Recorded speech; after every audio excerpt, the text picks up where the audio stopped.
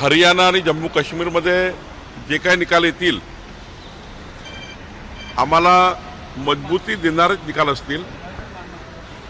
मागच्या वेळेपेक्षा आम्हाला जास्तच यश मिळालेलं असेल, कारण आम्ही त्या ठिकाणी आमच्या मोदींच्या सरकारने, माननीय प्रधानमंत्री मोदीजी असतील, माननीय अमित भाई असतील, आमचं सरकार आहे, मोठ्या प्रमाणावर इन्फ्रास्ट्रक्चर डेव्हलपमेंट, त्या ठिकाणी सिक्युरिटी, जनतेच्या जीवाचं रक्षण, जनतेच्या मालमत्तेचं रक्षण करण्याचं काम केंद्र सरकारने केलं। 370 सारखं कलम म्हटलं, जनतेला संविधानाप्रमाणे आरक्षण मिळालं। तेव्हा मला असं वाटतं की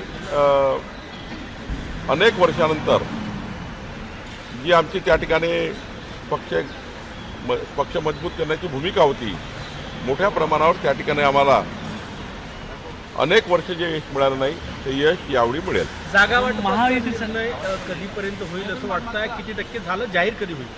नाही, जागा वाटपाचं मी मागेही सांगितलं की आम्ही हा विचार करतो आहे, जिंकण्याकरता लढणार आहोत।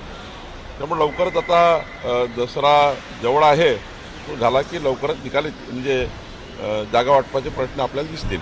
संजय शिरसाट काल म्हणाले 2019मध्ये भाजपचा आधीच राष्ट्रवादीसोबत जाण्याचा डिसाइडेड होता आणि उद्धव ठाकरे यांना 2.5 वर्षांचा प्रॉमिस करूनही भाजपने पाडला नाही, असं एका ठिकाणी ते बोलले। एकनाथ शिंदेजींना याचं उत्तर देतील, मी त्याचं उत्तर देणं मला बंधनकारक नाही।